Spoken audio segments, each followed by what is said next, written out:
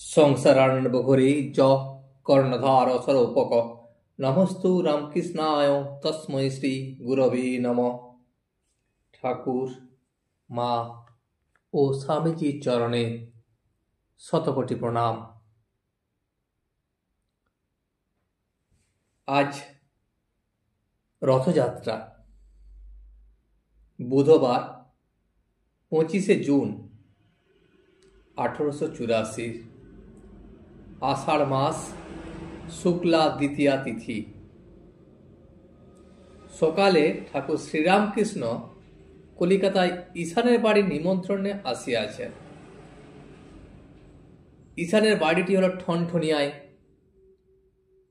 ভদ্রাসন বাটি। সেখানে আসিয়া ঠাকুর শুনিলেন যে পণ্ডিত শশধর অনতিদূরে কলেজ স্ট্রিটে চাটুর্যদের বাড়িতে রহিয়াছেন। ঠাকুরের পণ্ডিতকে দেখিবার খুব ইচ্ছে হল। তিনি ঠিক করলেন যে বিকালে তিনি পণ্ডিতের সঙ্গে দেখা করতে যাবেন। এখন বেলা প্রায় 10টা। ঠাকুর শ্রী রামকৃষ্ণ ঈশানের নিচের বৈঠকখানায় ভক্তদের সঙ্গে বসিয়া আছেন। ঈশানের পরিচিত ভাটপাড়ার দুই একটি ব্রাহ্মণ, তাহাদের মধ্যে আবার একজন ভাগবতের পণ্ডিত। আর ঠাকুর তার ভক্তদের সঙ্গে এখানে আসিয়াছেন এবং সঙ্গে হাজরাকে নিয়ে আসছেন। শ্রীশ ও অন্যান্য ভক্তগণ এবং ঈশানের ছেলেরাও এখানে উপস্থিত। আবার একজন ভক্ত আসিয়াছেন, তিনি শক্তির উপাসক। তার কপালে সিঁদুরের ফোঁটা। ঠাকুর আনন্দময়, তিনি আনন্দ করিতে ভালোবাসেন। তিনি সেই শক্তির উপাসক যে ভক্ত, তার কপালে সিঁদুরের টিপ দেখিয়া হাসিতে হাসিতে বলিতেছেন, উনি তো মার্কা মারা। কিছুক্ষণ পরে নরেন্দ্র ও মাস্টার তাহাদের কলিকাতার বাড়ি হইতে আসিলেন। তাহারা আসিয়া ঠাকুরকে প্রণাম করিলেন। প্রণাম করিয়া ঠাকুরের কাছে উপবিষ্ট হইলেন। আগে একদিন ঠাকুর মাস্টারকে বলিয়াছিলেন, আমি অমুক দিন ঈশানের বাড়ি যাইতেছি,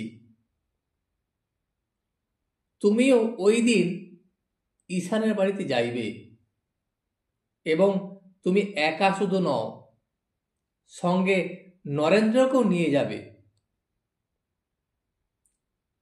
ঠাকুর মাস্টারকে বলিতেছেন, সেদিন তোমার বাড়ি যাচ্ছিলাম, তোমার আড্ডাটা যেন কোন ঠিকানায়।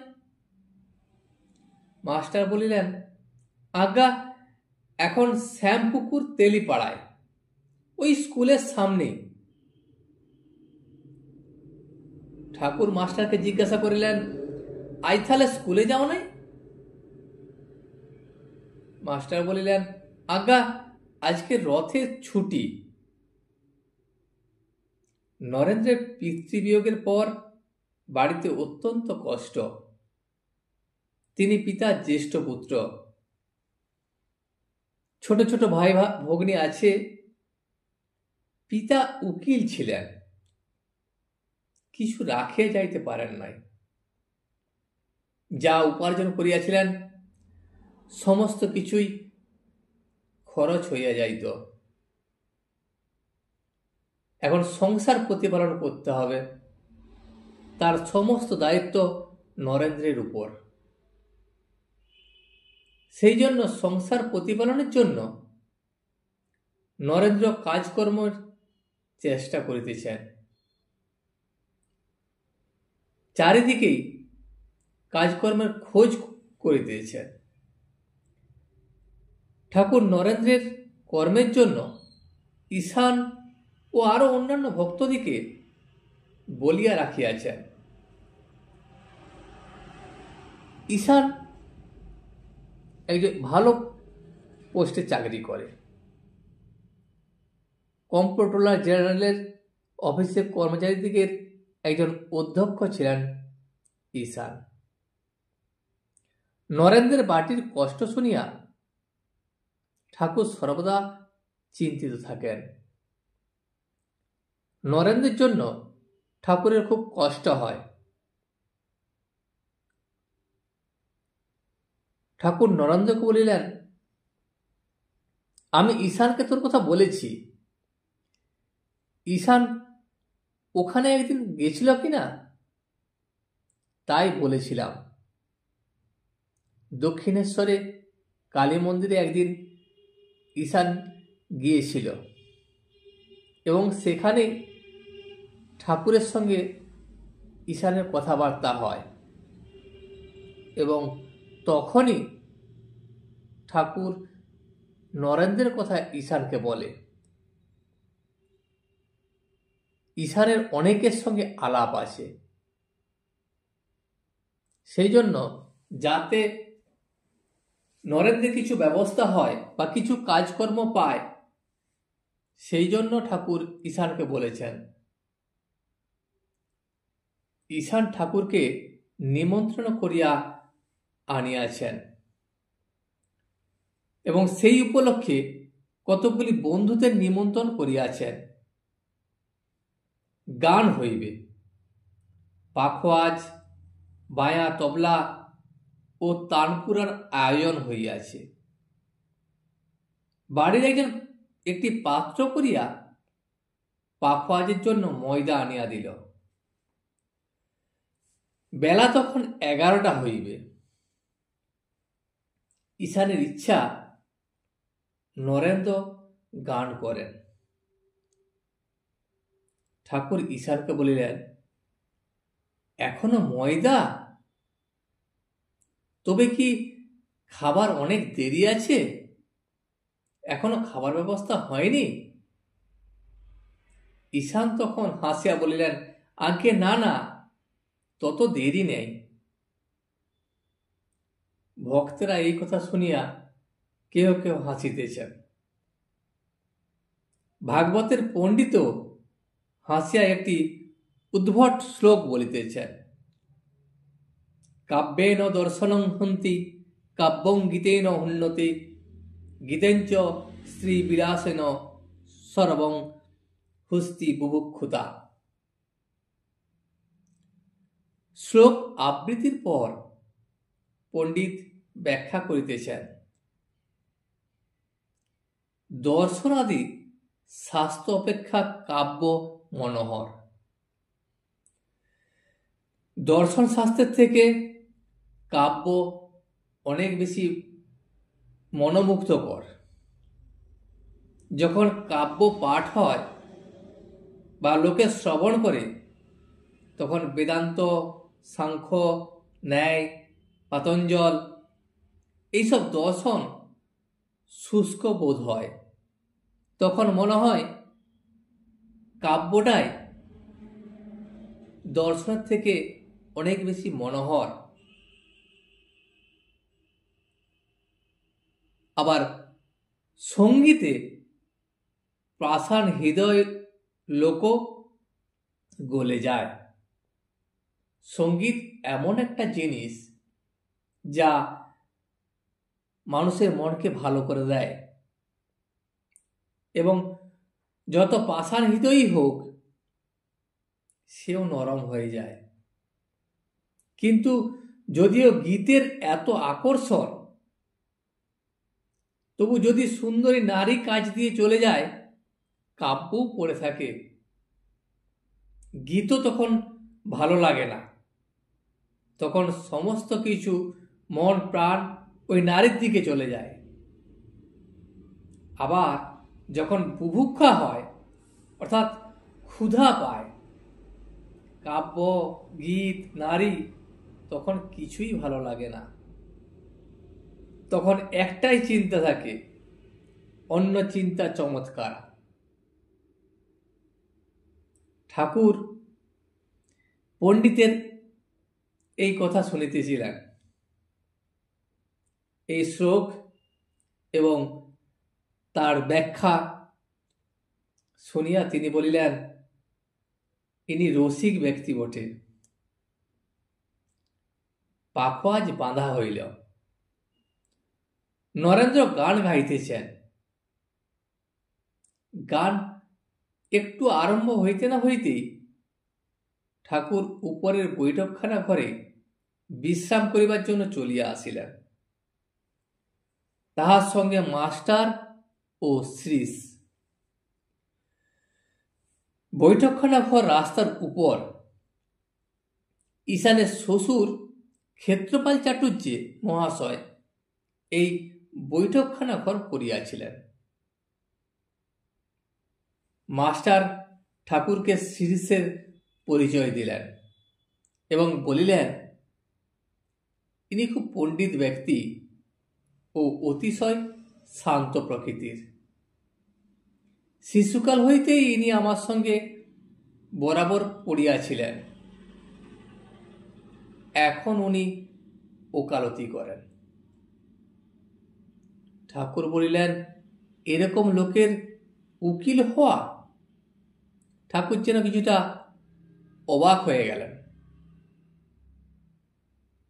মাস্টার বলিলেন, ভুলে ওর ও পথে যাওয়া হয়েছে।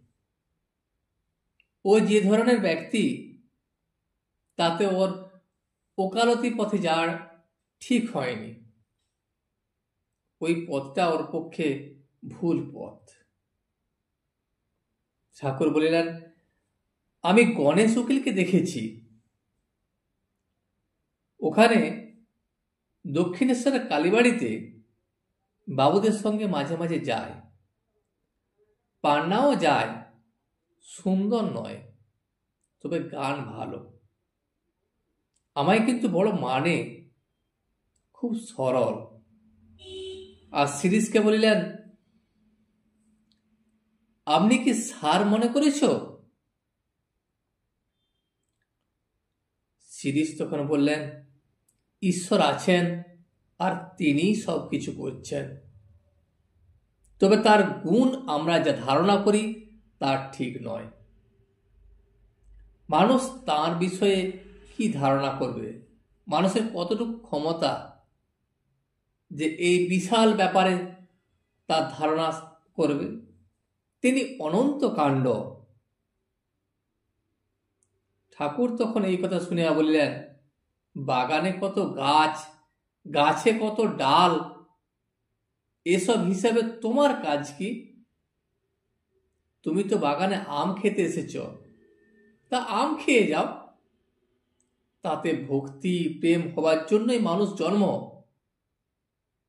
ঈশ্বরের প্রতি ভালোবাসা এবং তার প্রতি ভক্তি প্রেম, এই জন্যই মনুষ্য জন্ম হয়েছে। তুমি আম খেয়ে চলে যাও। আবার তুমি মদ খেতে এসেছ, ছুরির দোকানে কত মন মদ আছে, এ খবর তোমার কাজ কি? এক গ্লাস মদ খেলেই তুমি মাতাল হয়ে যাবে বা তোমার হয়ে যাবে।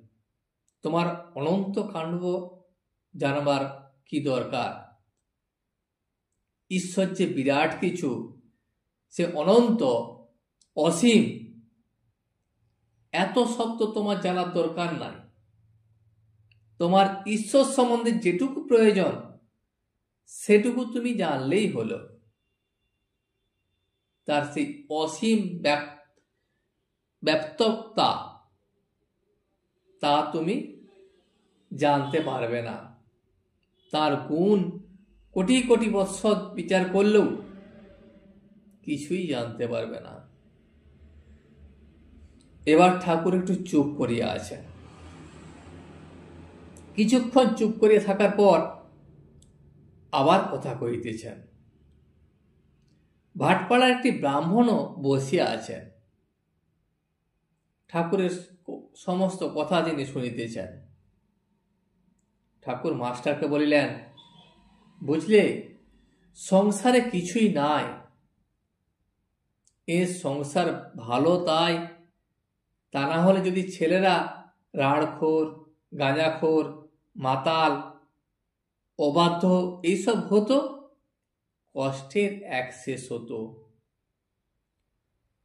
তবে এদের সকলেরই ঈশ্বরের দিকে মন, বিদ্যার সংসার এরূপ প্রায় দেখা যায় না। আমি তো আরো 2-4টে বাড়ি দেখলাম, কেবল ঝগড়া, কোঁদল, হিংসা, তারপর তো রোগ শোক, দারিদ্র এগুলো লেগেই আছে। তাদেরকে দেখে বললাম, মা, এই বেলা মোড় ফিরিয়ে দাও। দেখো না, নরেন্দ্র কি মুশকিলেই পড়েছে। বাপ মারা গেছে, বাড়িতে খেতে পাচ্ছে না, কাজকর্মের এত চেষ্টা করছে, জুটছে না। এখন কি করে বেড়াচ্ছে দেখো। মাস্টার, তুমি তো দক্ষিণেশ্বরে আগে এত যেতে, কিন্তু এখন আর যাও না কেন? বুঝি পরিবারের সঙ্গে বেশি ভাব হয়েছে? তা দোষী বা কি? চারিদিকে যা কামিনী কাঞ্চন। তাই বলি, মা, যদি কখনো শরীর ধারণ হয়, যেন সংসারই করো না। ভাটপাড়ার ব্রাহ্মণ তখন বললেন, কি গৃহস্থ ধর্মের সুখ্যাতি আছে?